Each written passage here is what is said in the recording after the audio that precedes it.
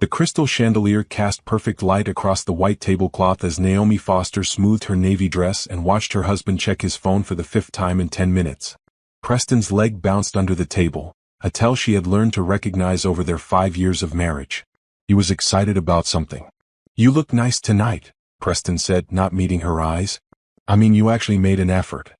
Naomi's fingers tightened on her water glass, but her face remained serene. "You said this was a special dinner? I wanted to dress appropriately." "It is special." Preston's smile stretched too wide, showing too many teeth. "I have a surprise for you."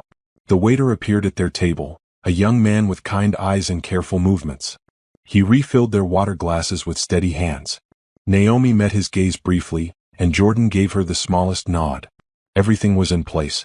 "Another glass of wine, sir?" Jordan asked Preston. "Yeah, bring the whole bottle. We're celebrating." Preston laughed at some private joke. Naomi had chosen this dress specifically, the one Preston bought her for their 3rd anniversary, back when he still pretended to care. The deep navy brought out her brown skin's warmth, and she had styled her natural curls the way he once said he loved. Not because she wanted to please him, because she wanted him to remember what he was losing. Her phone buzzed in her purse. A text from Simone, "You've got this. Remember the plan." Preston's phone lit up. A message preview showed before he could hide it. "Almost there, baby. Can't wait to see her face." "So," Naomi said, taking a sip of water, "what's the surprise?" Preston leaned back in his chair, clearly enjoying himself. "Someone very important to me is joining us. Someone I think you should meet." "Oh." Naomi tilted her head. "A business associate?" "You could say that." Preston's eyes gleamed. "Someone who understands me in ways you never could." There it was. The moment Naomi had been preparing for since she hired Jordan Investigations 3 weeks ago. Since she found the hotel receipts in Preston's jacket pocket. Since she discovered the secret credit card, the second phone, the emails that made her stomach turn. But Preston didn't know about any of that. He thought his wife was clueless, boring, easy to manipulate. He had no idea that the waiter, currently checking on their neighboring table, was actually documenting everything with a hidden camera. That Naomi's lawyer had divorce papers ready to file. That his entire plan was about to explode in his face. A blonde woman in a tight red dress appeared at their table. She was younger than Naomi by at least 8 years, with sharp features and a smile that didn't reach her eyes. "Preston." The woman leaned down to kiss his cheek, her hand lingering on his shoulder. "Candace, perfect timing." Preston gestured to the empty chair. "Sit down. I want you to meet my wife, Naomi." Naomi's heart hammered, but years of corporate presentations had taught her to control her face. She extended her hand across the table. "Hello." Candace's handshake was limp, dismissive. She slid into the chair next to Preston, close enough that their arms touched. "I've heard so much about you." "Have you?" Naomi withdrew her hand and picked up her menu. "Preston hasn't mentioned you at all." Preston's jaw tightened. This wasn't the reaction he expected. He wanted tears, shock, a scene. Instead, his wife was reading the appetizer list like nothing unusual was happening. Jordan reappeared. "Are we ready to order?" "Give us a few minutes," Preston snapped. "Of course, sir." Jordan's eyes met Naomi's again. The camera was recording. Everything Preston said, every cruel word, every smug expression, all of it being documented for the divorce proceedings. "So Naomi," Candace said, her voice dripping with false sweetness, "Preston tells me you work in accounting?" "I'm a senior financial analyst for Harrison Corp," Naomi corrected. "I manage a team of 12 and handle portfolio assessments for our major clients." "Oh, that sounds complicated." Candace giggled. "I could never do something so boring." "What do you do?" Naomi asked, though she already knew. Jordan's background check had been thorough. "I'm a yoga instructor and lifestyle influencer," Candace said proudly. "I help people find their authentic selves." Preston put his hand over Candace's. "She's amazing. So free-spirited, so passionate about life." The words were meant to hurt. To make Naomi feel small, inadequate, boring. And maybe 3 weeks ago they would have. But 3 weeks ago, Naomi discovered that her free-spirited, passionate husband had been stealing from their joint accounts. That he had taken out credit cards in her name. That he was planning to leave her in debt while he started fresh with Candace. 3 weeks ago Naomi had cried. Had felt her world ending. Had wondered what she did wrong. Then she called Jordan Investigations. And everything changed. "That's wonderful," Naomi said evenly. "Preston, I assume you invited Candace here for a reason? Preston leaned forward, his expression eager now. I think it's time we were all honest with each other. Candace and I have been seeing each other for 6 months. We're in love. And I think it's time you and I had a serious conversation about our marriage. Several nearby tables had gone quiet. Other diners were pretending not to watch, but Naomi could feel their attention. Preston had chosen this restaurant specifically, public, upscale, the place where he proposed. He wanted an audience for her humiliation. I see, Naomi said. You want a divorce. I think it's best for both of us, Preston said, and Naomi almost laughed at how reasonable he was trying to sound. We've grown apart. You're always working, never fun anymore.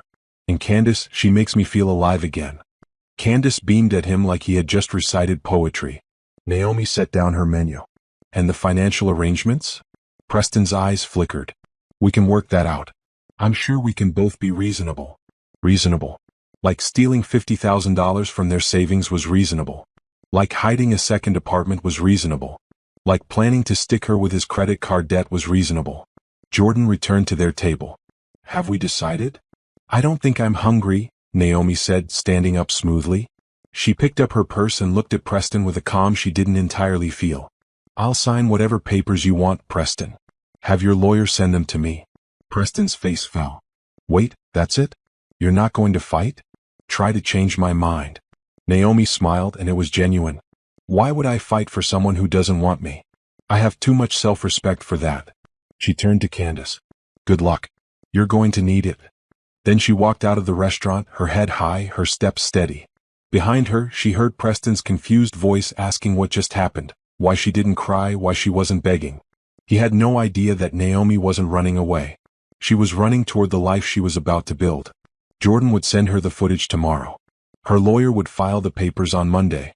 And Preston would learn that the woman he dismissed as boring and predictable had been 10 steps ahead of him the entire time. The night air was cool on her face as Naomi climbed into her car. Her hands shook as she gripped the steering wheel, the adrenaline finally hitting. But underneath the shaking was something else. Relief. And the beginning of something that felt like freedom. 3 months earlier, Naomi had been living a completely different life. She remembered the exact moment everything changed. It was a Tuesday morning in July. She was making coffee, still in her pajamas, checking her work emails on the home tablet. Preston had already left for his office at his family's construction company. The tablet chimed with a notification. Preston's phone had automatically synced to their shared devices, something he set up years ago and apparently forgot about. A message preview appeared at the top of the screen. Last night was incredible, baby. I'm still thinking about you. Can't wait for this weekend when we have the whole place to ourselves. The message was from a contact labeled "See Work." Naomi's coffee mug paused halfway to her lips. Her first thought was innocent, maybe a coworker excited about a project. Preston managed several construction sites. He worked with lots of people. But something made her tap the notification. Maybe the word "baby." Maybe the phrase "whole place to ourselves." The messages opened and Naomi's entire world tilted. Months of conversations. Explicit photos. Plans for hotel visits. A message from Preston saying, "My wife has no idea. She's so caught up in her boring job, she barely notices when I'm gone." Naomi set down her coffee mug carefully. Her hands were steady. Her breathing was steady. Everything was steady except the floor, which seemed to be dropping away beneath her feet. She scrolled back through the messages. 6 months of an affair. The woman's name was Candace. She was a yoga instructor Preston met at a gym near one of his construction sites. But the messages about the affair weren't what made Naomi's blood run cold. It was the other messages. The ones about money. Preston to Candace, "Just moved another $10K from our savings. She never checks the statements. Too busy with her spreadsheets." Candace to Preston, "You're so smart, baby. Make sure you get everything before you tell her." Preston to Candace, "Already opened 3 credit cards in her name. She's going to be so screwed when I leave." Naomi clicked over to their banking app. Logged into their joint savings account. The account that should have had $60,000. Money they were saving for a house. The balance showed $8,300. She checked their joint checking. Their mortgage payment had bounced. There were overdraft fees. With shaking hands now, Naomi pulled up her credit report. 3 new credit cards she never opened. All maxed out. All in her name. $45,000 in debt she didn't know existed. Preston was planning to leave her. And he was planning to leave her broke. Naomi sat at the kitchen table for a long time. The coffee grew cold.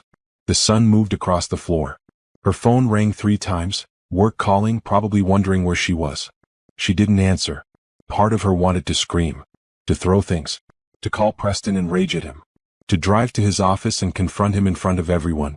But another part of her, the part that had built a career analyzing financial risks, that had climbed from entry-level analyst to senior management through careful strategy, that part started thinking. If she confronted Preston now, what would happen? He would deny it. What? Maybe get better at hiding things. Maybe accelerate his timeline and leave immediately, sticking her with all the debt before she could protect herself. No. Confrontation wasn't the answer. Naomi pulled out her laptop. She started searching. What to do when spouse is hiding money. How to prove financial fraud in divorce. Protecting assets during separation. One result kept appearing: hire a private investigator before filing for divorce. Naomi found a firm with good reviews, Jordan Investigations. She called the number and a professional voice answered. Jordan Investigations. This is Jordan Martinez speaking. I need help, Naomi said, and then she told the whole story. Jordan listened without interrupting. When Naomi finished, Jordan's voice was kind but firm. First, don't confront him. Don't let him know you know anything. Can you do that? Yes, Naomi said, surprised by how calm she sounded. Good. Second, we need to document everything. I'll need you to photograph or screenshot all those messages. Every credit card statement, every bank record. Can you access his email? His phone syncs to our home devices.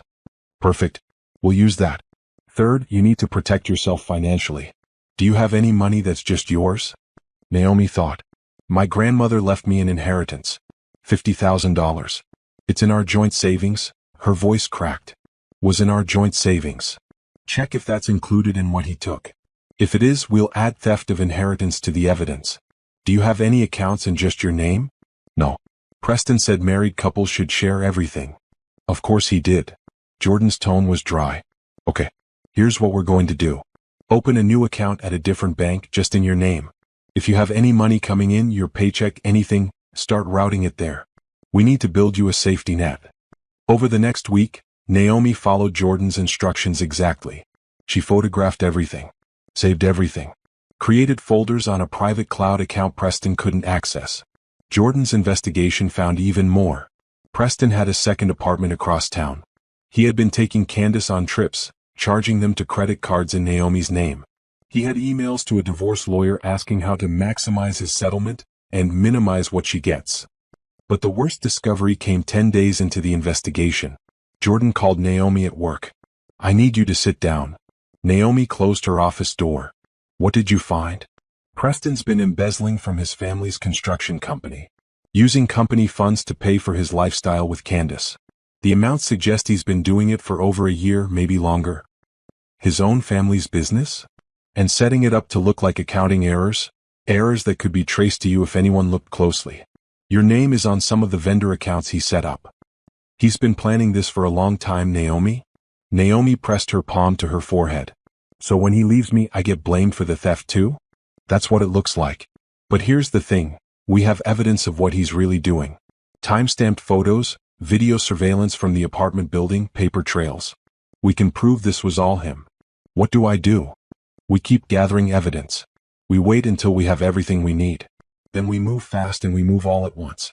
He's planning something big, I can tell from his messages. He wants to humiliate you publicly before filing for divorce. Probably trying to make you look like the bad guy to justify leaving. Naomi's hands clenched. So I just wait? Pretend everything is normal? Can you do that? Naomi thought about the life she had built, the career she worked for, the reputation she had earned, the money she saved that Preston stole. Yes, she said. I can do that. And for the next 2.5 months she did. She went to work, came home, made dinner, asked Preston about his day, smiled when he lied to her face about working late, acted oblivious when he came home smelling like another woman's perfume. All while Jordan's investigation built an airtight case. All while Naomi saved every penny she could in her secret account. All while she prepared for the moment Preston would make his move. She didn't have to wait long. 2 weeks ago, Preston came home with flowers and a smile. Let's go to dinner Friday night. Somewhere nice. Our anniversary is coming up and I want to do something special. Their anniversary wasn't for another month. But Naomi just smiled and said, "That sounds wonderful." Jordan confirmed Preston made reservations at the restaurant where he proposed. For 3 people. "This is it," Jordan told her. "This is his big moment. He's going to introduce you to his mistress in public. Probably thinks you'll make a scene, and then he can paint you as crazy when he files for divorce." "So what do we do?" Jordan smiled. "We let him think he's winning. And we document every second of it." Naomi stood in front of her bathroom mirror, practicing her expression. Calm. Unbothered. The woman looking back at her had steady eyes and a slight smile. She looked nothing like she felt inside. "You're doing it again," Simone said from the doorway of the bedroom. Simone had been Naomi's best friend since college, and she was the only person besides Jordan who knew the full story. "Doing what?" "Trying to control everything, including your face." Simone walked over and put her hands on Naomi's shoulders. "You're allowed to be angry. You're allowed to fall apart a little." "Not yet." Naomi turned away from the mirror. "If I fall apart now, I won't be able to do what needs to be done." It had been 6 weeks since she hired Jordan. 6 weeks of living a double life. During the day she was the perfect wife, cooking Preston's favorite meals, ironing his shirts, asking about his construction projects. At night, after he fell asleep or left for one of his business meetings, she documented everything. Jordan had taught her how to be strategic. How to photograph documents without Preston noticing they had been moved. How to forward emails to her private account without leaving traces. How to be invisible while watching everything. The evidence was damning and growing every day. Preston's affair with Candace was extensive. Jordan had surveillance photos of them together at restaurants, hotels, the second apartment. They were careless, arrogant, certain they wouldn't be caught. But the financial fraud was worse than Naomi initially discovered. Jordan's forensic accounting contact found that Preston had been systematically draining their accounts for 8 months. Every time Naomi's paycheck deposited, Preston transferred most of it to hidden accounts. He kept just enough in their joint checking to cover bills and avoid suspicion. The credit cards in Naomi's name now totaled $62,000 in debt. Preston had used them for everything: jewelry for Candace, trips to expensive resorts, furnishing the second apartment. Most devastating, Naomi's inheritance from her grandmother was completely gone. Preston had taken all $50,000, every cent of the money her grandmother saved to make sure Naomi would be secure. "I'm going to make him pay for this," Naomi said quietly. Simone squeezed her shoulder. "I know you will. But first we need to protect you." That was the other part of Jordan's plan, building Naomi's financial safety net. Simone had helped Naomi open a new bank account at a different institution, one Preston had no connection to. Naomi changed her paycheck direct deposit, claiming to HR that she wanted to try a new bank with better interest rates. She started moving small amounts of money from their joint account, amounts Preston wouldn't notice, into her private savings. She also documented every penny she moved, every transaction, keeping perfect records. If this went to court, she wanted to prove she only took what was rightfully hers. Jordan helped her find a lawyer specializing in high-conflict divorces. Attorney Rebecca Chin. Actually, I need to revise this. The user said no to the name Chin. Let me fix that. Jordan helped her find a lawyer specializing in high-conflict divorces. Attorney Rebecca Walsh was known for aggressive representation in cases involving financial fraud.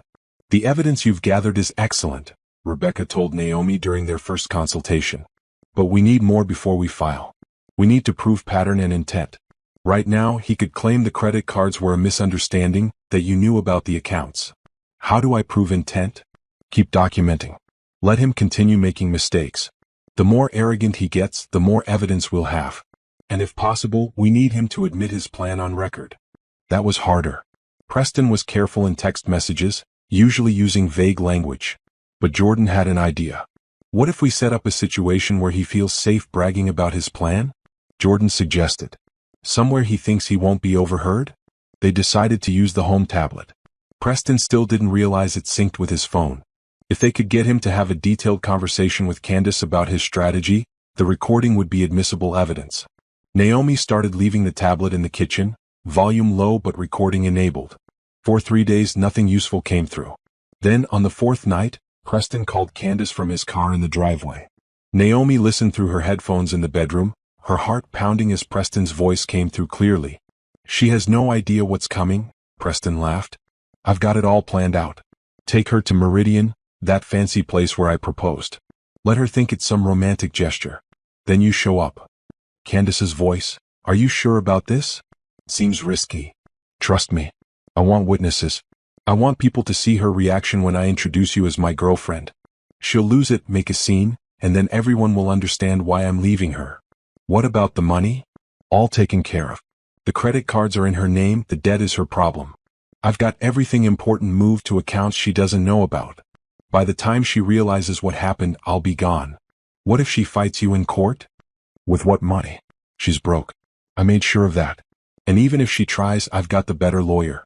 Plus, once the company audit happens and they find the mistakes in the books, she'll be too busy defending herself from embezzlement charges to come after me. Naomi's hands shook so hard she almost dropped her phone. He was planning to frame her for stealing from his family's company. Preston continued, after the divorce we can take that trip to Bali you wanted. Start fresh. Maybe even get married if you want. I love you, Candace cooed. Love you too, baby. This is all going to work out perfectly. Trust me. Naomi stopped the recording and sent it immediately to Jordan and Rebecca. Rebecca called her 15 minutes later. This is exactly what we needed. He admitted to fraud, admitted to framing you, admitted his entire strategy. Combined with everything else, we have an airtight case. What happens now? Now we wait for him to make his move. Let him take you to that dinner. Let him introduce his mistress. Get it all on record. Then we hit him with everything at once. Divorce papers, fraud charges, evidence of embezzlement. We'll move to freeze his assets before he can hide anything else. What about his plan to blame me for the company theft?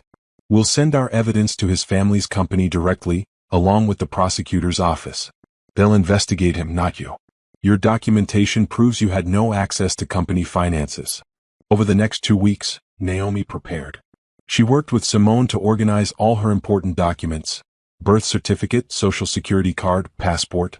She packed a bag with essentials and left it at Simone's apartment, just in case Preston became violent when he was served papers. She met with Rebecca to review the divorce petition. It included requests for full restitution of stolen funds, compensation for emotional distress, and all marital assets due to Preston's fraud. Jordan arranged to work undercover at the restaurant. The investigation firm had a connection with Meridian's catering company and could get Jordan placed as temporary staff for that night. I'll be your waiter, Jordan explained. I'll have a camera hidden in my uniform. We'll document everything, his words, his expressions, how he treats you. All of it. What if he recognizes you? He won't. We've never met in person. And you've been careful about our phone calls, right? Naomi nodded. All her calls with Jordan happened during her lunch break at work or when Preston was out with Candace. The night before the dinner, Simone came over after Preston left for another late meeting. Are you ready for this? Simone asked, sitting on Naomi's bed. I don't know. Naomi pulled the navy dress from her closet, the one Preston bought her for their 3rd anniversary.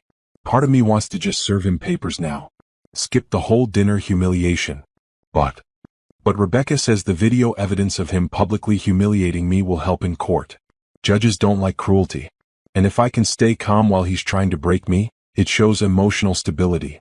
Makes me look like the reasonable one. Simone touched the dress fabric. This is the one he got you? Yes. I'm wearing it on purpose. I want him to remember what he had. What he's losing. You're stronger than I would be. I'd have thrown all his clothes on the lawn by now. Naomi smiled, but it didn't reach her eyes. I'm not strong, Simone. I'm terrified. What if I can't hold it together? What if I break down in front of everyone? Then you break down. You're human. But I know you, Naomi. When it matters, you're steel. You're going to walk in there tomorrow, and you're going to show him exactly who he messed with. Naomi hung the dress on the back of her door. I keep thinking about everything I missed. How did I not see this coming? Because you trusted him. Because you're not a suspicious person. Because you were busy building a career and a life. Simone shook her head. This isn't your fault. None of this is your fault. But sometimes late at night, Naomi wondered. Had she been too focused on work? Too distant? Had she driven Preston away? Then she would remember the recordings. The way he laughed about stealing from her. The way he called her boring and stupid. The way he planned to frame her for crimes he committed.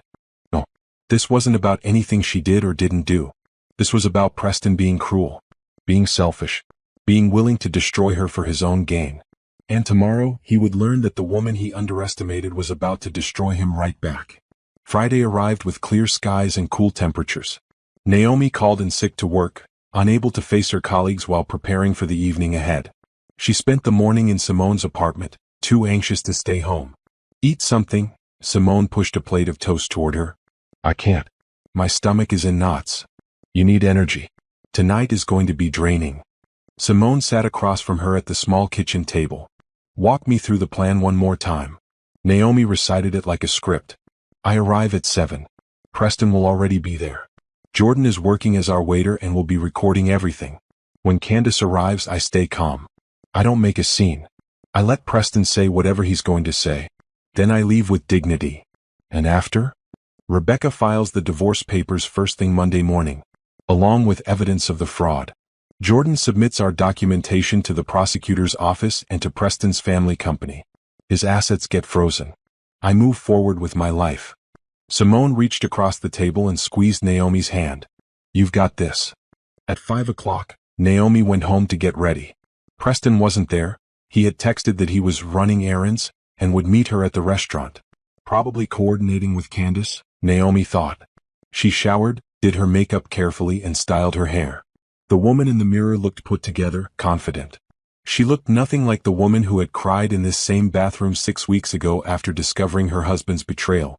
The navy dress fit perfectly. Naomi added simple gold earrings and her grandmother's bracelet, the only piece of her inheritance Preston hadn't managed to sell. Her phone buzzed. A text from Jordan. In position. Everything is ready. Another text from Rebecca. Remember, stay calm. Don't let him provoke you. Everything he says is evidence. And finally, Simone, you're a queen. Go show him what he lost.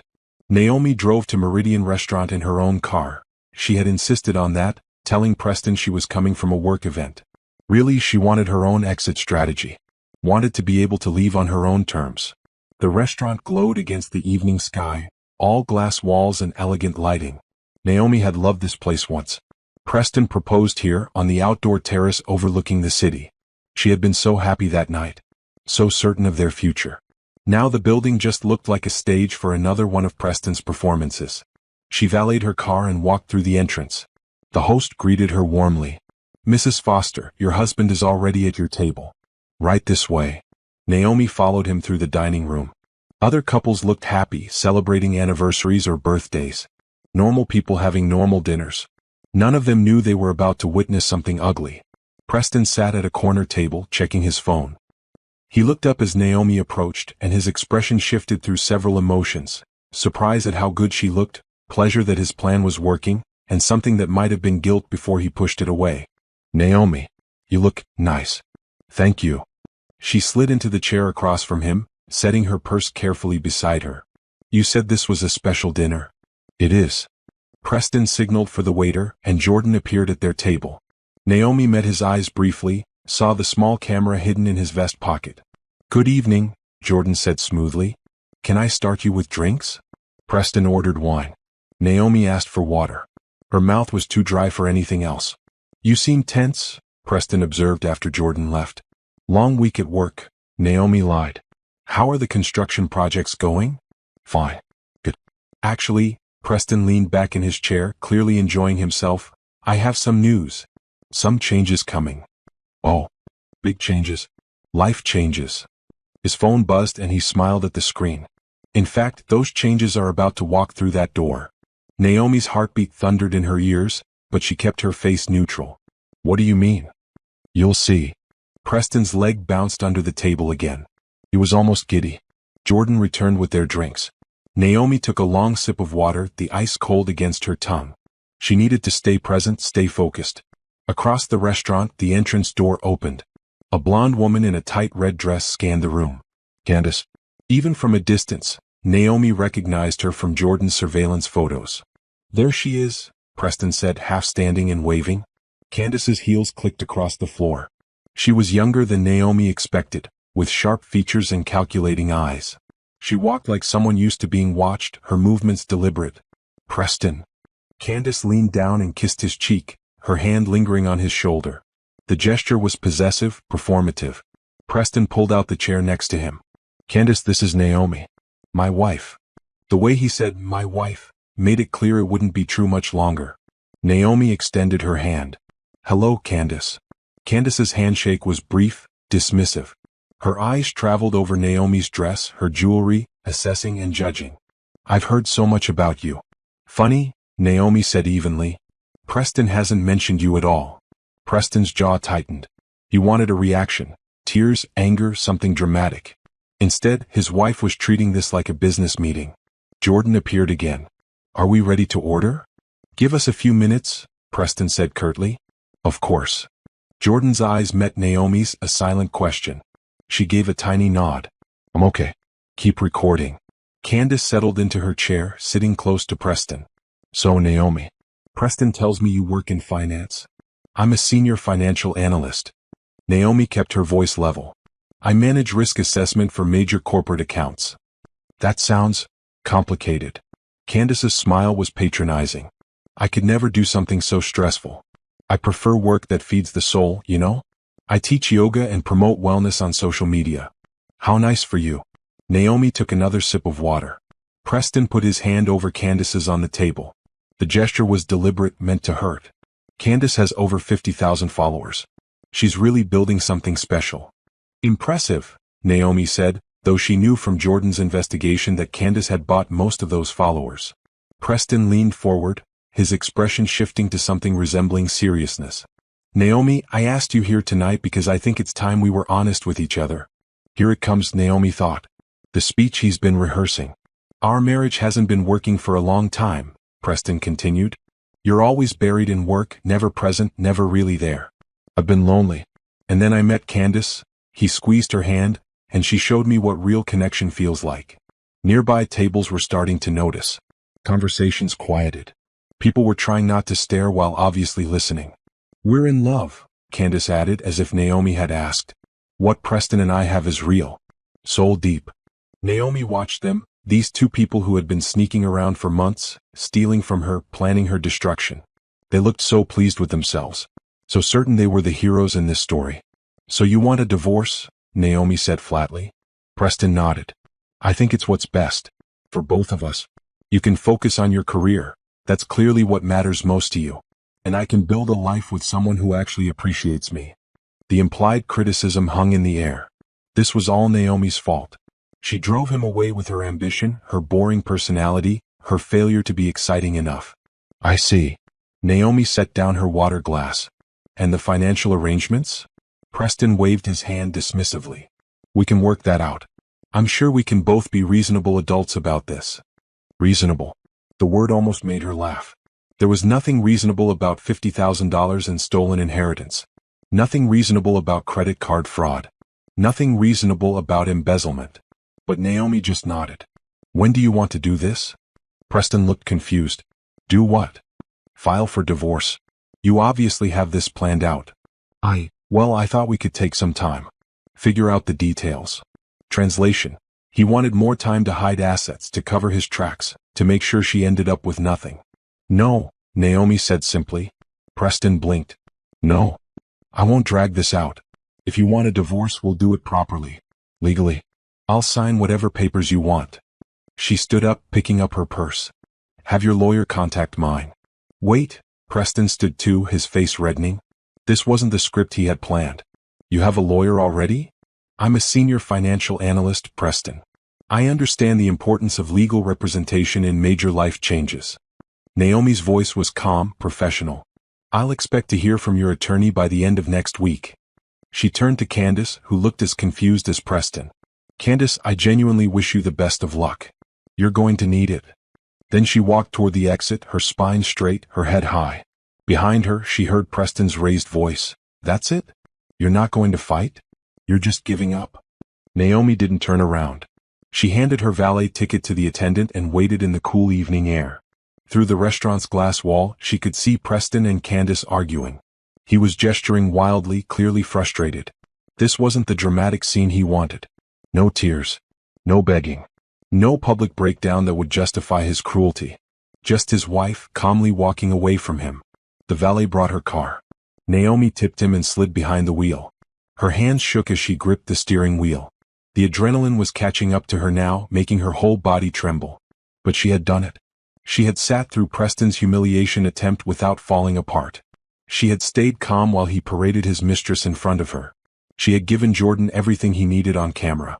And Monday morning, Preston was going to discover that his boring, predictable wife had been 10 steps ahead of him the entire time. Naomi pulled out her phone and called Simone. "How did it go?" Simone answered immediately. "I didn't cry," Naomi said, and then she started laughing. It was slightly hysterical laughter, the kind that borders on crying, but it was real. "I didn't cry, Simone. I just walked out. That's my girl. Come over. We're opening the expensive wine. I'm on my way." As Naomi drove through the city streets, she felt something shift inside her. The fear was still there, the hurt was still there, but underneath it all was something new. Power. For 6 weeks she had been gathering weapons, evidence, documentation, strategy, and now she was ready to use them all. Preston thought he had won tonight. He thought he had broken her. But he had no idea the war was just beginning. The morning after the dinner, Naomi woke early in Simone's guest room. Her phone showed 3 missed calls from Preston and 7 text messages. The text started apologetic. "We should talk about last night. I didn't mean for it to go that way." Then confused, "Why aren't you answering? We need to discuss this like adults." Finally angry, "You're being childish. Call me back." Naomi deleted them all without responding. Let him wonder. Let him worry. Simone knocked on the door carrying 2 mugs of coffee. "He's been calling?" 8 times. Naomi accepted the coffee gratefully. "He's confused because I didn't react the way he wanted." "Good. Keep him off balance." Simone sat on the edge of the bed. "What's the timeline?" "Rebecca files the divorce papers Monday morning. Jordan submits all our evidence to the prosecutor and to Preston's family company. We hit him with everything at once." "What about today?" "Today I go home, pack what I need, and move out. I'm not spending another night in that house." Simone squeezed her hand. "You can stay here as long as you need." By 10 o'clock, Naomi was back at the house she had shared with Preston for 3 years. His car wasn't in the driveway, probably at Candace's apartment, Naomi thought. She moved quickly, packing clothes, important documents, and a few personal items. She left her wedding ring on the kitchen counter with a simple note, "You can have this back." As she was loading the last box into her car, a vehicle pulled into the driveway. Preston's BMW. He climbed out, his expression uncertain. "Naomi, wait. We need to talk." "I don't think there's anything to say." She closed her trunk. Preston moved between her and the driver's door. "Last night was... I handled it badly. I shouldn't have brought Candace to dinner like that." "No, you shouldn't have." Naomi kept her voice even. "But it's done now. Move, please. I need to leave." "Where are you going?" "That's not your concern anymore." Preston's face shifted from apologetic to irritated. "Don't be dramatic. So I made a mistake. We can work through this." Naomi stared at him. "Work through what, exactly?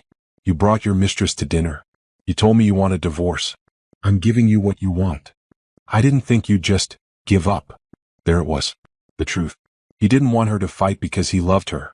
He wanted her to fight so he could feel important, so he could enjoy rejecting her again and again. "I have too much self-respect to beg someone to stay who doesn't want me," Naomi said. "Now move." Preston stepped aside slowly. "You're making a mistake. You think you can make it on your own? With your salary? You need me." Naomi almost laughed. Her salary was higher than his. Always had been. But Preston had convinced himself otherwise, or maybe convinced himself it didn't matter. "I'll be fine," she said, getting into her car. "Your lawyer should contact mine next week." "I don't have a lawyer yet." "Then you should probably get one." Naomi started the engine. "Goodbye, Preston." She drove away without looking back, watching him shrink in her rearview mirror. He stood in the driveway looking lost and angry, like a child whose toy had been taken away. Monday morning came bright and cold. Naomi wore her best suit to work. Navy blue, perfectly tailored, the outfit that made her feel powerful. She needed that power today. At 9 o'clock Rebecca called. "The papers are filed. Preston should be served by noon." What happens then? He'll have 30 days to respond. But based on everything we discussed, I expect his lawyer will want to negotiate settlement rather than go to trial. The evidence against him is overwhelming. What about the criminal charges? That's separate. Jordan submitted everything to the prosecutor's office this morning. They'll review and decide whether to pursue embezzlement and fraud charges. Given the amount of money involved and the clear paper trail, I'd say it's likely. And his family's company? Jordan sent them a detailed report of Preston's theft from their accounts. I imagine they'll want to conduct their own investigation. At 12:15, Preston called Naomi's cell phone. She didn't answer, but he left a voicemail. What the hell did you do? Some guy just served me with divorce papers at my office. In front of everyone. And they're saying I committed fraud? This is insane. Call me back right now. Naomi saved the voicemail and forwarded it to Rebecca. Evidence of his reaction. An hour later, Preston called again. This time his voice was different, scared. Naomi, please. We need to talk. There's been a misunderstanding. Those credit cards, I can explain. Just call me back. Please. By 3 o'clock, Naomi's phone was flooded with messages. Preston begging her to drop the charges. Preston claiming he was going to lose his job. Preston saying she was ruining his life. She forwarded everything to Rebecca and turned off her phone. That evening, Simone came home from work with takeout and news. You're not going to believe this. Preston called me. What? He's desperate. He wanted me to convince you to talk to him. Said this is all a big misunderstanding. Simone opened the Thai food containers. I told him to lose my number. Did he say anything about Candace? Oh, that's the best part. She dumped him. Naomi looked up from her noodles. What? Apparently once she found out he was being investigated for embezzlement and fraud, she decided he wasn't worth the trouble. Blocked his number and everything. Naomi felt a surge of satisfaction. So much for soul-deep love. Right? Her social media is already scrubbed of any mention of him. I checked. Simone pulled out her phone. Look, she posted this yesterday. The post showed Candace doing a yoga pose on a beach, with a caption about releasing toxic energy and embracing new beginnings. She didn't waste any time, Naomi observed. People like her never do. She was with Preston for money and status. Once those dried up, she was gone. Over the next week, Naomi watched Preston's life crumble from a distance. Rebecca kept her updated on the legal proceedings. Preston had hired a lawyer, but the attorney was already suggesting Preston accept a settlement rather than fight. The evidence is too strong, Rebecca explained during one of their calls. Your documentation is perfect. The recordings, the paper trails, Jordan's investigation. There's no way to dispute what Preston did. His lawyer knows if this goes to trial, Preston will lose everything and probably face jail time. What kind of settlement are we looking at? Full restitution of your stolen funds, including your inheritance. Division of marital assets in your favor given his fraud. Possibly even compensation for emotional distress. His lawyer is scrambling to make this go away quietly. And the criminal charges? The prosecutor is moving forward. Preston took over $200,000 from his family's company over 18 months. They have evidence of him creating fake vendor accounts, forging signatures, manipulating the books. That's serious prison time if convicted. Naomi should have felt triumphant. Instead she felt tired. Set. Not for Preston, he deserved everything coming to him.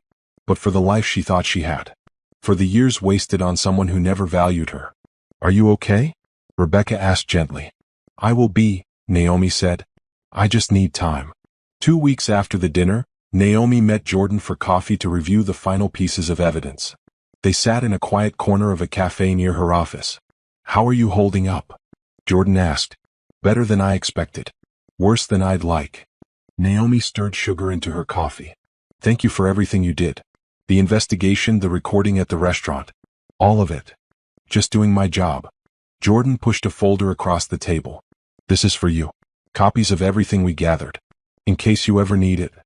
Naomi opened the folder, seeing months of evidence neatly organized. Photos, bank statements, transcripts of conversations. Her entire case against Preston in one package. His family filed their own lawsuit against him, Jordan mentioned. Civil suit to recover the money he stole from them. They're not messing around. Good. Naomi closed the folder. He needs to face consequences for all of it. Between the divorce, the criminal charges, and his family's lawsuit, Preston is looking at losing everything. His job, his reputation, possibly his freedom. Do you think I'm being too harsh? Naomi heard herself ask. Jordan looked at her seriously. Naomi, that man stole your grandmother's inheritance. He committed fraud in your name. He planned to frame you for embezzlement. He took you to dinner specifically to humiliate you in public. Nothing you're doing to him is harsh. This is justice. Naomi nodded slowly. You're right. Sometimes I wonder if I should have tried to work things out. If there was something I could have done differently. No. Jordan's voice was firm. This is not about anything you did or didn't do. Preston made deliberate choices to hurt you. He planned it, celebrated it, laughed about it with his mistress. The recordings prove that. You're not the villain here. After their meeting, Naomi walked back to her office building. The afternoon sun was warm on her face. Around her, the city moved at its usual pace. People rushing to meetings, talking on phones, grabbing coffee. Life was continuing. The world didn't stop because her marriage ended. And slowly, painfully, Naomi was learning that she could continue too. The envelope arrived on a Monday morning. Naomi stood in Simone's kitchen, staring at the return address, the office of the district attorney. Open it, Simone urged. Naomi's hands shook slightly as she tore the seal. The letter was formal, typed on official letterhead. Dear Miss Foster, this letter is to inform you that our office has reviewed the evidence submitted regarding financial fraud committed by Preston Foster. We have determined that there is sufficient evidence to pursue criminal charges including embezzlement, identity theft, and fraud. They're prosecuting him, Naomi said, her voice barely above a whisper. Simone read over her shoulder. They want you to testify? If it goes to trial. They're offering Preston a plea deal first, admission of guilt, restitution, and a reduced sentence. Naomi set the letter on the counter. This is real. This is actually happening. Over the past 3 weeks, Naomi had moved through her days in a strange fog. Working, sleeping, eating, all the normal activities felt distant, like she was watching someone else's life. But this letter made everything sharp and real again. Her phone rang. Rebecca. You got the letter from the DA? Rebecca asked. Just now. Good. I wanted to explain what it means. The prosecution is moving forward with criminal charges. They have a strong case. Preston's lawyer has already reached out asking about a plea deal. What does that mean for the divorce? It makes our case even stronger. If Preston pleads guilty to fraud and embezzlement in criminal court, he can't really argue against it in divorce proceedings. We're looking at a very favorable settlement for you. How favorable? Full return of your inheritance funds. Division of all marital assets 60-40 in your favor. Preston pays all divorce legal fees. Plus compensation for the credit card debt he accumulated in your name. He'll have to pay that off. Naomi sat down slowly. That's more than I expected. It's what you deserve. Preston's lawyer knows if this goes to court, Preston will be destroyed. They want to settle fast and quiet. What about his family's lawsuit? That's separate. They're suing him for the money he stole from their company. That's on top of everything else. After hanging up with Rebecca, Naomi called her boss and asked for the afternoon off. She needed to process this. Needed to breathe. She drove to the park near her old neighborhood. Not close enough to risk seeing Preston, but familiar enough to feel grounding. She sat on a bench overlooking a small lake, watching ducks paddle across the water. Her phone buzzed. A text from an unknown number. Please talk to me. I'm sorry. I made mistakes, but we can fix this. I love you. Preston. He must have gotten a new phone or was using someone else's. Naomi blocked the number without responding. 5 minutes later, another text from a different number. My lawyer says you're asking for too much. Be reasonable. We both made mistakes in this marriage. The audacity made her laugh out loud. Both made mistakes? She worked hard, paid bills, and stayed faithful. His mistakes included theft, fraud, and public humiliation. She blocked that number too. That evening, Simone came home to find Naomi cooking dinner. Actually cooking, not just reheating takeout. Look at you, Simone said, dropping her work bag. This is progress. Rebecca called with an update. Preston's lawyer wants to settle. They're offering almost everything we asked for. That's amazing. Simone hugged her. Why don't you look happier? I don't know. I thought I'd feel victorious. Instead, I just feel empty. Simone pulled back, studying her friend's face. You're grieving. The marriage might have been bad, but you still lost something. That's normal. I keep thinking about the good times. Early in our relationship, before things got bad. He wasn't always like this. Maybe not. But he became this. And that's what matters. Naomi stirred the pasta sauce. Do you think I'm being too vindictive? Going after him so hard? Absolutely not. He tried to destroy you financially and emotionally. You're just making sure he faces consequences. Preston's father called me yesterday. Simone's eyes widened. What did he want? To apologize. He had no idea Preston was stealing from the company. He said they trusted him with financial management and he abused that trust. Naomi poured pasta into boiling water. He asked if I knew about the theft. What did you tell him? The truth. That I only discovered everything 3 months ago. That Preston kept me completely separate from his family's business finances. He believed me, I think because I gave him all the evidence Jordan collected. How did he react? He was devastated. Said he felt like he didn't know his own son. Asked me if there was any chance of reconciliation. Simone's jaw dropped. He wanted you to take Preston back? I think he was hoping I could be a good influence. Help Preston get back on track. Naomi drained the pasta. I told him that wasn't possible. That Preston needed to face the consequences of his actions and I needed to build a new life. Good answer. Over dinner they talked about next steps. Naomi's divorce settlement would give her enough money to put a down payment on her own place. She was looking at condos in a different part of the city, somewhere with no memories of Preston. Have you thought about dating? Simone asked carefully. God, no. I can barely handle being alone. I'm not ready to be with someone new. Fair. But eventually, maybe. Right now I just want to focus on myself. My career, my healing, my life. Simone raised her wine glass. To new beginnings. Naomi clinked her glass against Simone's. To new beginnings. 3 days later, Rebecca called with news. Preston accepted the settlement offer. It's done. Naomi sat down heavily. Just like that. Just like that. He signs the papers tomorrow, admits fault, and you get everything we negotiated. The divorce will be final in 60 days. What about the criminal charges? He's taking a plea deal there too. Admits guilt, pays full restitution to his family's company, serves 18 months in prison, 3 years probation. Prison. The word felt heavy. Naomi, he stole over $200,000. He committed fraud in your name. This is appropriate. I know. It's just strange. 3 months ago I was married. Now my husband is going to prison. Ex-husband soon. And he put himself there with his choices. After the call, Naomi sat in Simone's apartment, processing. It was over. Really over. Preston had signed away his rights to fight her, admitted his crimes, accepted his punishment. She should feel relieved, triumphant. Instead she felt numb. That evening she wrote Preston an email. Not to send, just to process her feelings. Preston, I don't know if you'll ever read this. I don't know if I'll ever send it. But I need to say these things even if just to myself. You broke me. Not completely but close enough. You took the woman who loved you and trusted you and you tried to destroy her. You stole from me. Lied to me. Planned my humiliation like it was a game. I hope prison gives you time to think about what you did.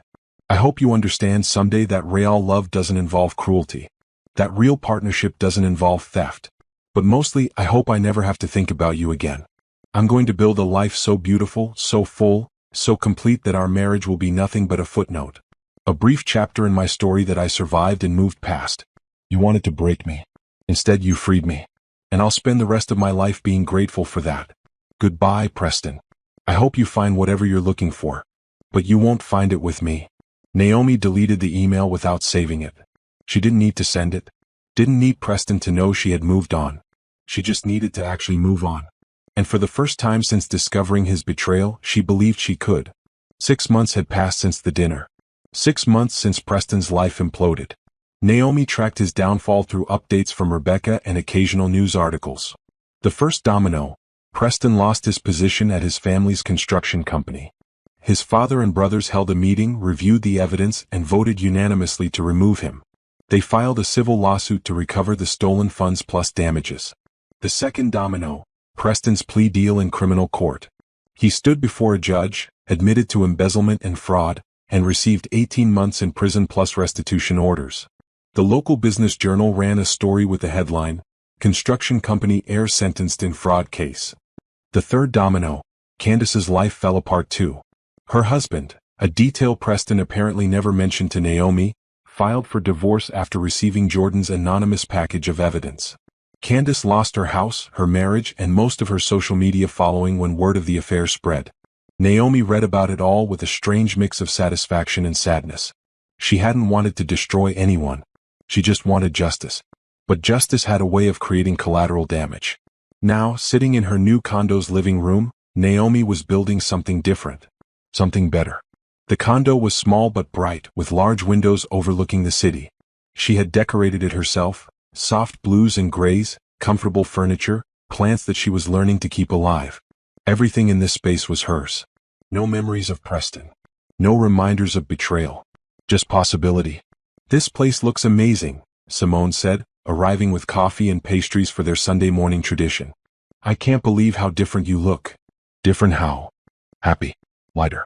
Like you're not carrying the weight of the world anymore." Naomi accepted the coffee gratefully.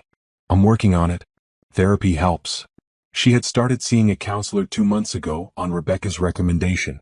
Dr. Patricia was kind but direct, helping Naomi process the trauma of Preston's betrayal without letting her wallow in victim mentality. "You survived something terrible," Dr. Patricia had told her. "Now you get to decide what comes next. Do you want to stay angry?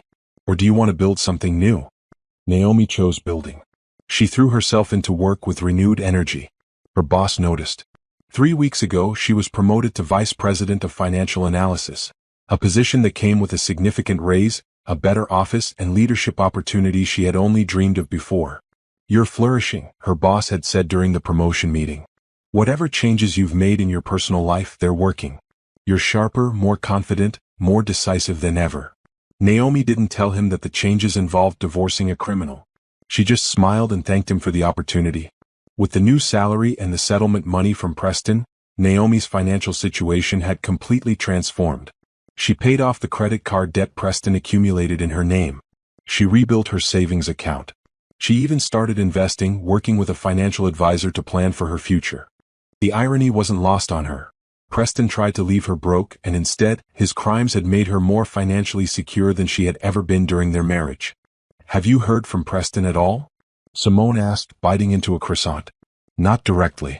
He's allowed to send letters from prison, but I've told the facility to return any mail from him unopened." "Good. You don't owe him anything." "His mother called me last month." Simone's eyes widened. What did she want?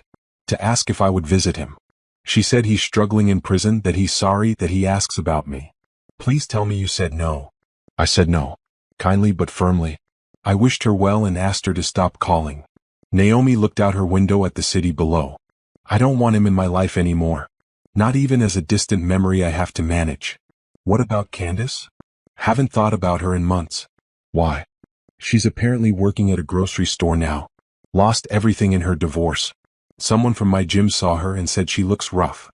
Naomi felt a small stab of something. Not quite sympathy but not satisfaction either. "I'm sure that's hard for her." "You're too kind. She helped Preston try to destroy you." "I know. But holding on to anger about her doesn't help me. It just keeps me tied to that whole situation." Naomi sipped her coffee. "The best revenge isn't destroying them. It's building a life so good that they become irrelevant." Simone smiled. "Look at you, all wise and evolved." "I'm trying. Some days are easier than others." The truth was, Naomi still had hard days. Days when she wondered if she could have saved her marriage. Days when the betrayal felt fresh and painful.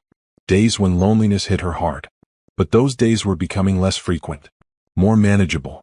She had built a routine. Therapy on Wednesdays, gym on Monday, Thursday, Saturday, Sunday coffee with Simone. She joined a book club at the library. Started taking a cooking class on Tuesday evenings. Made friends with her neighbors. Slowly, carefully she was building a life. Her phone rang. An unknown number. Naomi almost didn't answer, wary of another attempt from Preston to contact her. But something made her pick up. "Is this Naomi Foster?" A professional-sounding woman's voice. "Yes. My name is Angela Torres. I'm a literary agent. I came across an article about your case, the financial fraud and embezzlement. I was wondering if you'd be interested in writing a book about your experience." Naomi's heart skipped. "A book? Your story is compelling. A woman who discovers her husband's betrayal and systematically builds a case against him rather than reacting emotionally. It's a narrative about empowerment, about using intelligence instead of anger. I think a lot of women would find it helpful." "I don't know. It's so personal. Think about it. You don't have to use real names. You could help other women who are facing similar situations. Teach them how to protect themselves." After the call, Naomi sat with the idea. A book about her experience. About discovering Preston's crimes. About the investigation, the evidence gathering, the strategic planning. Not about revenge. About survival. About choosing your battles and fighting smart. What do you think? She asked Simone. I think it's perfect. You could help so many women.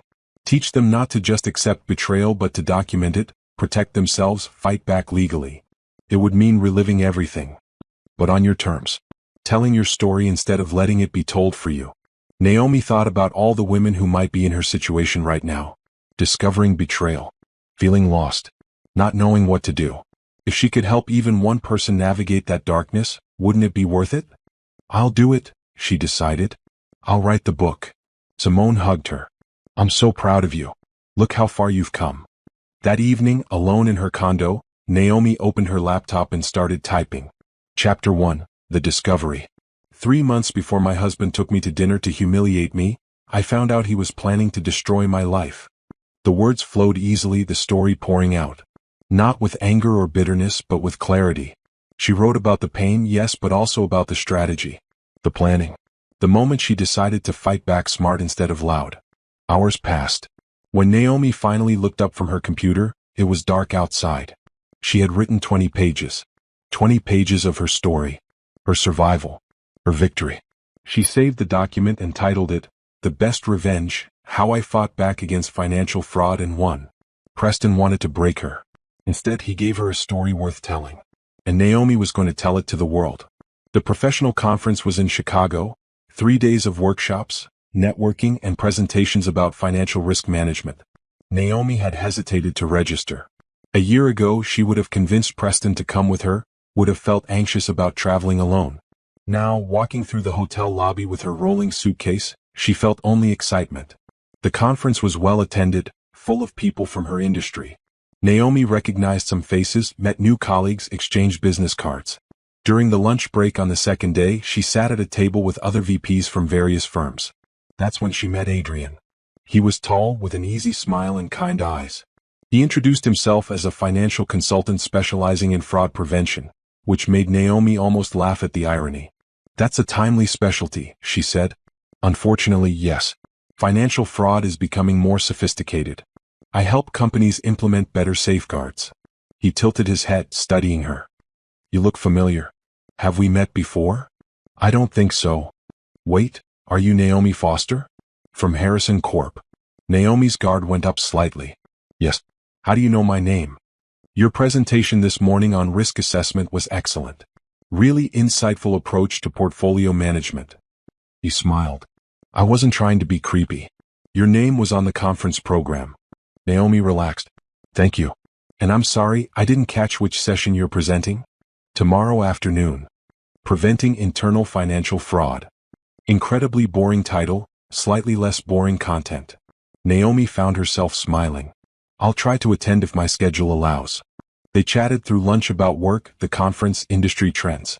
Adrian was easy to talk to, funny without trying too hard. When lunch ended, he stood and offered his card. If you're ever in need of a consultant on fraud prevention, give me a call. Or even just if you want to grab coffee and talk shop. Naomi accepted the card. I might take you up on that. That evening, back in her hotel room, Naomi looked at Adrian's card. Part of her wanted to throw it away. She wasn't ready to date.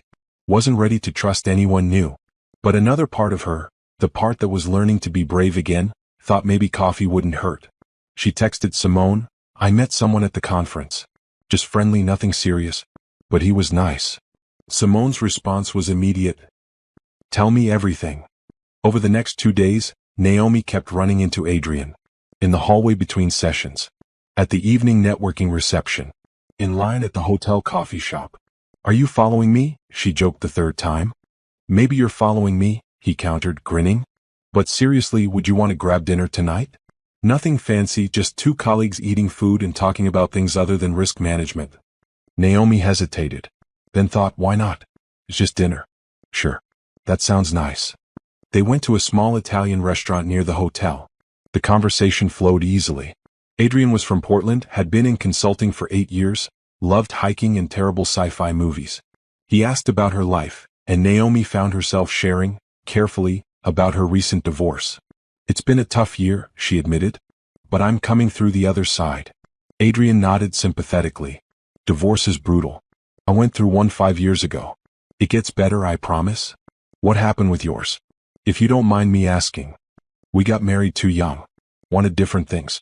It ended amicably, we're actually still friends. She remarried last year and I was happy for her.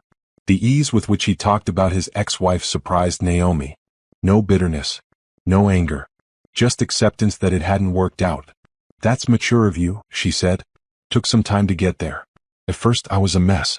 Angry, sad, questioning everything.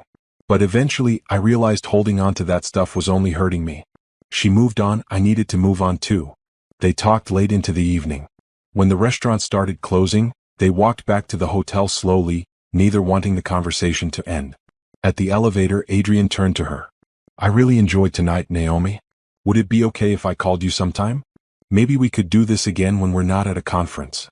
Naomi's immediate instinct was to say no, to protect herself. But she pushed past the fear. I'd like that. But I should be honest, I'm not looking for anything serious right now. I'm still processing my divorce, still figuring out who I am without my ex-husband. That's completely fair. How about we start as friends? Get coffee sometimes, talk about life, no pressure. Friends sounds good. They exchanged numbers and Naomi felt lighter walking to her room. Not because she was falling for someone new, but because she had taken a risk and it felt okay. The conference ended the next day. Naomi flew home feeling energized. She had made professional connections, learned new strategies, and maybe, just maybe, started a new friendship. Over the next month, Adrian kept his word. He called once a week just to check in. They talked about work, about life, about nothing important. Sometimes he made her laugh so hard she had tears in her eyes. You should come to Portland sometime, he suggested during one call. I could show you around. We have great hiking trails. I haven't been hiking in years. It's basically just walking but with better views. You'd love it. Naomi surprised herself by saying, maybe I will. 2 weeks later, she booked a weekend trip to Portland.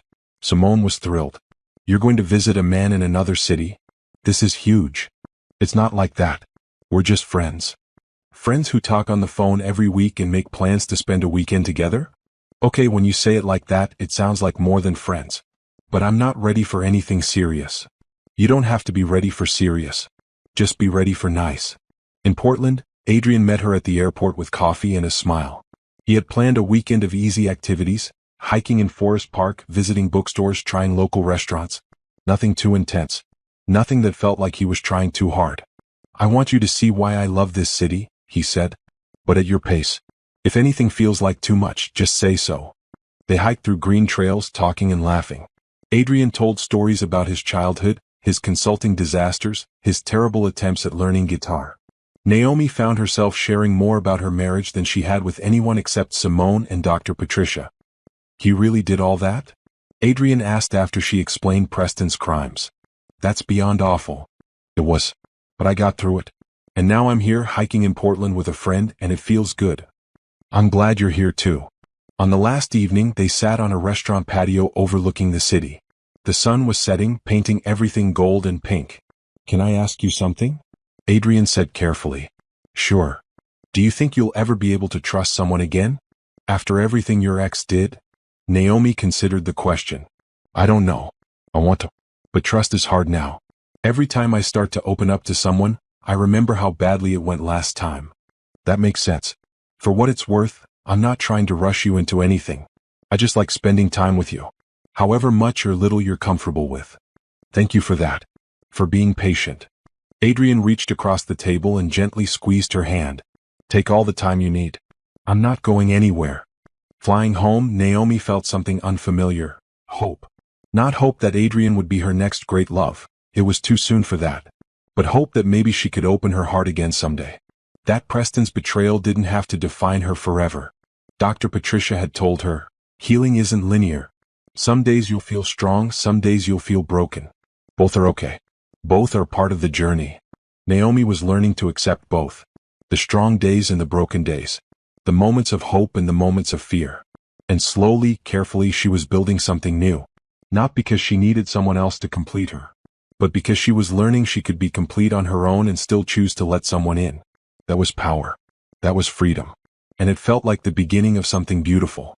The letter arrived on a Tuesday morning, forwarded from Naomi's old address. She recognized Preston's handwriting on the envelope immediately. Her first instinct was to throw it away unread. But curiosity won out. She opened it carefully, almost expecting something horrible inside. The letter was handwritten on prison stationery. Preston's normally confident script looked shaky, uncertain. Naomi, I know you probably won't read this. I know I don't deserve your attention or your forgiveness. But I'm writing anyway because I need you to understand something. I made terrible mistakes. I hurt you in ways I can't take back. Every day I'm in here, I think about what I did and I hate myself for it. Candace manipulated me. I know that sounds like an excuse, but it's true. She made me feel important, special, and I was stupid enough to believe her. She pushed me to take the money, to hide things from you, to plan that awful dinner. I'm not saying any of this is her fault. I made my own choices. But I want you to know I was weak and stupid, not evil. I loved you, Naomi. Part of me still does. And if there's any chance, any possibility, that you could forgive me, I would spend the rest of my life making it up to you. I know 18 months seems like a long time, but it will pass. When I get out, could we maybe talk? Just coffee, nothing serious. I just want to see you, to tell you in person how sorry I am. Please write back. Even if it's just to tell me you hate me. I need to hear from you. I need to know I haven't destroyed everything completely. Love always, Preston. Naomi read the letter twice, feeling her anger build with each word. The audacity. The manipulation. Blaming Candace while asking for forgiveness. Acting like 18 months in prison somehow balanced out theft, fraud, and betrayal. And love always? He didn't know the meaning of the word. She called Rebecca immediately. He wrote to me. From prison. Do you want me to send a cease and desist letter? I don't know. Is that necessary? Probably not. Prison mail is monitored. He can't harass you. But if it makes you feel better, I can have my office send something official telling him to stop contacting you. Let me think about it. Naomi showed the letter to Dr. Patricia during her next therapy session. How does this make you feel? Dr. Patricia asked. Angry. He's trying to manipulate me again. Blaming Candace, playing the victim, asking me to wait for him. Do you feel any temptation to respond? No. Well, Naomi paused. Part of me wants to write back and tell him exactly what I think of him. But I know that's what he wants. Any response, even angry, gives him attention. So what will you do? Nothing. Silence is the best response. He can sit in prison wondering if I even read his letter. But Preston didn't stop at one letter. Over the next month, 3 more arrived. Each one more desperate than the last. The second letter talked about how hard prison was, how he didn't belong there, how he was suffering. The third letter tried a different approach, reminiscing about good times they had together. Remember our first vacation? Remember when we adopted that stray cat? Remember when we were happy? The fourth letter was angry. If Naomi wasn't going to respond, at least she could show some basic human decency. He was sorry. What more did she want? Did she plan to punish him forever? Naomi saved all the letters in a folder and didn't respond to any of them. Then Preston's mother called again. Naomi, please. I'm begging you as a mother. My son is falling apart in there. He needs hope. He needs to know someone still cares about him. I'm sorry for what you're going through, Naomi said carefully. But I'm not the person to help Preston. He made choices that hurt me deeply. I've moved on with my life. He made mistakes. He committed crimes. Multiple crimes. Against me and against your family's company. I understand you love him, but I can't be his emotional support. Just one visit. Just once. Please. No. I'm sorry, but no. I need you to stop calling me about this. You're heartless. After everything our family did for you. Naomi hung up. Her hands shook with anger and guilt. She knew Preston's mother was suffering, knew this was hard for his whole family. But their suffering wasn't her responsibility to fix. A week later, Preston's lawyer called Rebecca. My client would like to propose a modification to the divorce settlement. What kind of modification? Rebecca asked suspiciously. He's willing to accept responsibility for all the debt and return all of Miss Foster's money as agreed. In exchange, he'd like her to write a letter to the parole board supporting early release. Rebecca called Naomi immediately. He wants you to help get him out of prison early. Naomi laughed, actually laughed. Is he serious? Apparently. His lawyer says Preston has been a model prisoner, taken accountability classes, wants to make amends. He thinks a letter from you would help his case. Absolutely not.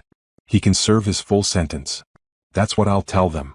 2 weeks before the divorce was scheduled to be finalized in court, Preston showed up at Naomi's office building. Security called her.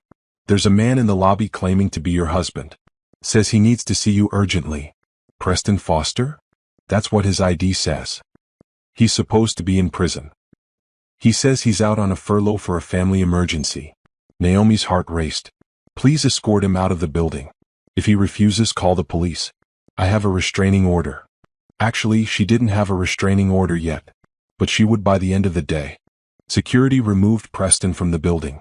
Naomi watched from her office window as he stood on the sidewalk, looking up at the building like he could see her. She called Rebecca and filed for an emergency restraining order. By evening it was approved. Preston was ordered to stay at least 100 feet away from Naomi, her workplace, and her home. That night, lying in bed, Naomi felt the fear creeping back. Preston was supposed to be locked away. How did he get out? Why was he showing up at her office? She called Adrian, needing to hear a friendly voice. Hey, you okay? You sound stressed. She told him about Preston's letter, the phone calls, the appearance at her office. That's harassment, Adrian said firmly. You got the restraining order? Yes. But Adrian, what if he doesn't stop? What if he keeps coming after me? Then you document everything and go back to court. You press charges if he violates the order. Naomi, you're not helpless here. You have legal protection. I know. I thought this was over. I thought I was free of him. You are free of him.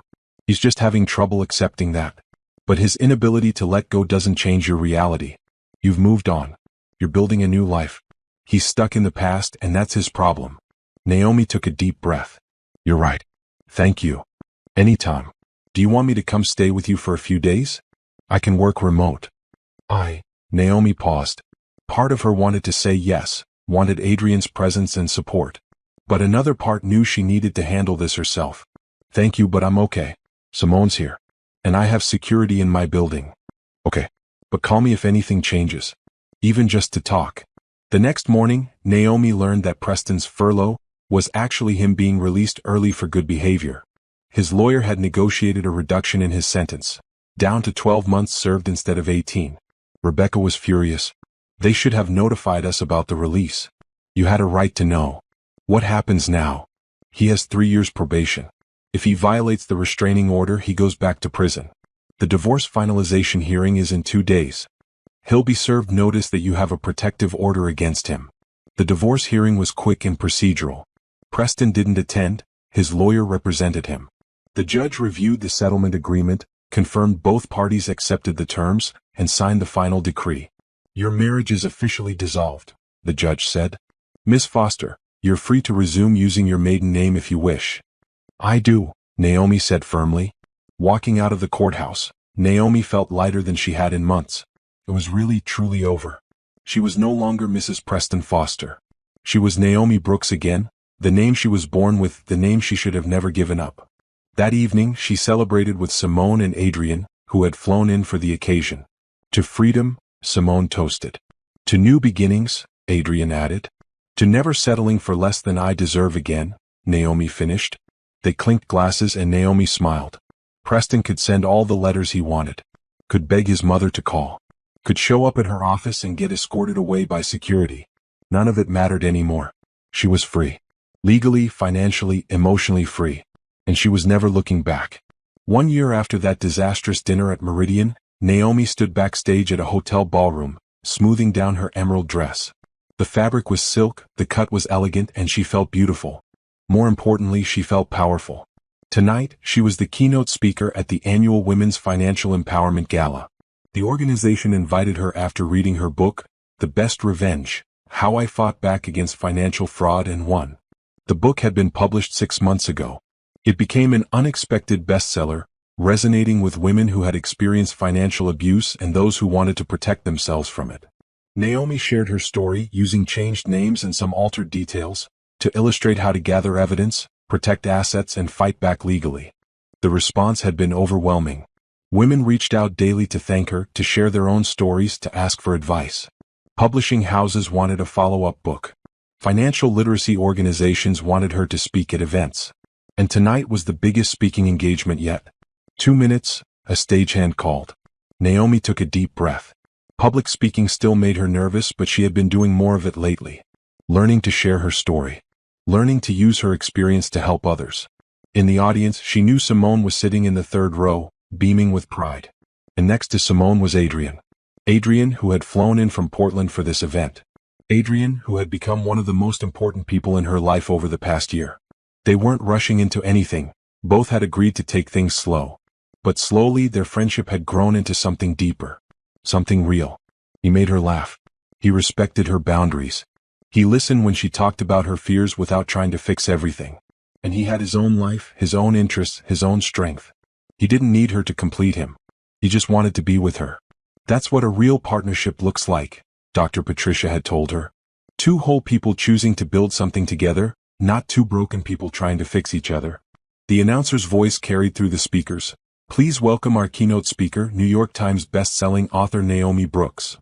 Naomi walked onto the stage, blinking against the bright lights. The ballroom was packed, over 300 people all standing and applauding. She reached the podium and waited for the applause to die down. Thank you, she said, her voice steady. A year and a half ago I was standing in a different place. Not physically but emotionally. I had just discovered that my husband had been stealing from me, lying to me, and planning to humiliate me publicly before filing for divorce. The room went quiet, everyone leaning forward. I was devastated, heartbroken, terrified about my future. But I was also angry. And I made a decision in that moment that changed everything. I decided to fight back, not with drama or revenge fantasies, but with documentation, strategy, and legal action. Naomi shared her story, carefully avoiding identifying details but keeping the emotional truth intact. She talked about hiring a private investigator, about gathering evidence, about the dinner where her husband brought his mistress to humiliate her, not knowing she had a camera recording everything. I could have made a scene that night, Naomi continued. I could have cried, thrown wine, screamed. That's what he expected. That's what he wanted, for me to look crazy while he looked like the reasonable one. Instead, I stayed calm. I let him think he was winning. And then I used every bit of evidence I had collected to make sure he faced real consequences. She talked about the divorce settlement, the criminal charges, the restitution. But she focused more on the aftermath, on rebuilding her life, on therapy, on learning to trust again. The best revenge, Naomi said, echoing her book title, isn't destroying someone else. It's building a life so beautiful that the past becomes irrelevant. My ex-husband tried to break me. Instead, he freed me. He pushed me to become stronger, smarter, more self-reliant than I ever was when we were together. She shared practical advice. How to protect your finances in a marriage, how to recognize signs of financial abuse, how to gather evidence if you suspect fraud, how to work with lawyers and investigators. But most importantly, Naomi concluded, I want you to know that you're not alone. If you're going through something similar, if you're feeling lost and scared and unsure of what to do, there is a way forward. You are stronger than you think. You deserve better than betrayal. And you have the power to fight back. The standing ovation was thunderous. Naomi stood at the podium, blinking back tears, overwhelmed by the response. After the speech, dozens of women approached her during the reception.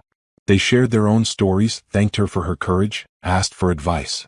You saved my life, one woman said, tears streaming down her face. I read your book and realized I was in the same situation. I hired a lawyer, gathered evidence, and got out. Thank you. Naomi hugged her. You saved your own life. I just showed you it was possible. Later that evening, Naomi sat in the hotel bar with Simone and Adrian. The gala was over, the crowds had dispersed, and she was exhausted but happy. You were amazing up there, Adrian said, squeezing her hand. I can't believe how many people showed up, Naomi marveled. Your story resonates, Simone said. You're helping people. That's powerful.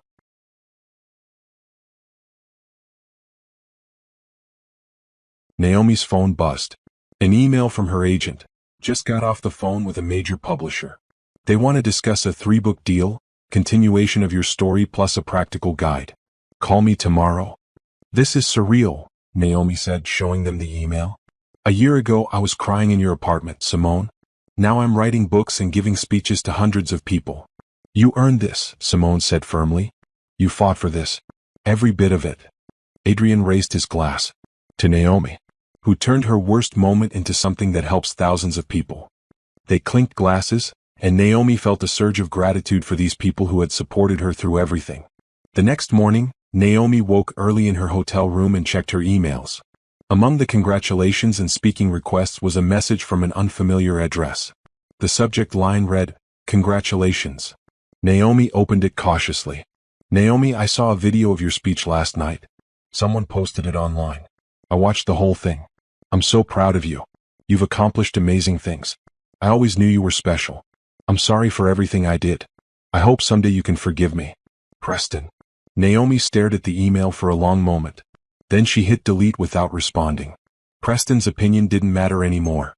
His apologies, his pride, his regrets, none of it touched her life now. She opened her laptop and looked at the book proposal her agent wanted her to work on. A sequel focusing on rebuilding after betrayal. Practical steps for healing. Strategies for moving forward. Naomi started typing, the words flowing easily. Chapter 1. Life after betrayal. The day after my divorce was finalized, I woke up in my new apartment and realized something important. I was free. Not just legally free from my ex-husband, but free from the weight of his opinion, his approval, his existence. For the first time in years, I could build a life based entirely on what I wanted. Hours passed. When Naomi finally looked up from her computer, the sun was high in the sky. She had written 15 pages. Simone texted, "Breakfast in 20 minutes? Adrian wants to take us to this amazing cafe he found." Naomi saved her work and smiled. A year ago, she couldn't imagine feeling happy again. Couldn't imagine trusting someone new. Couldn't imagine a future that didn't include pain and betrayal. But here she was, writing books, giving speeches, building a career that made her proud, surrounded by people who genuinely cared about her, exploring a relationship with someone kind and patient and real. Preston had taken her to dinner to humiliate her, thinking he was destroying her life. Instead, he had freed her to build something better than she ever imagined possible. That evening, Naomi stood on the hotel balcony, watching the sunset paint the city in shades of orange and pink. Adrian came up behind her, wrapping his arms around her waist. "What are you thinking about?" he asked softly. "How far I've come. How different my life is now. Do you ever regret it? The divorce, the legal fight, all of it?" Naomi turned to face him. "Not for a second. That marriage was slowly killing who I was. Preston's betrayal, as horrible as it was, forced me to fight for myself, to remember my worth, to build a life on my own terms. I'm glad you did, because this life looks really good on you." Naomi smiled. "It feels good too." Somewhere across town, Preston was living in a small apartment, working a minimum wage job, facing the consequences of his choices. His family had cut him off. His reputation was destroyed. His future was limited by his criminal record. But Naomi didn't think about him anymore. Didn't wonder about his life. Didn't care if he was suffering or happy or sorry. He had become exactly what she told him he would be that night at the restaurant. Irrelevant. And Naomi had become exactly what she promised herself she would be. Free. The best revenge, she had learned, wasn't about destroying your enemy. It was about building a life so beautiful, so full, so complete that your enemy became nothing more than a footnote in your story. A brief chapter you survived and moved past. A reminder of your strength, not your weakness. And as Naomi looked out at the city, holding Adrian's hand, thinking about the book she was writing and the lives she was helping and the future she was building, she knew one thing for certain. She had won. Not because Preston lost, but because she had chosen to survive, to thrive, to transform her pain into power. And that was the sweetest victory of all.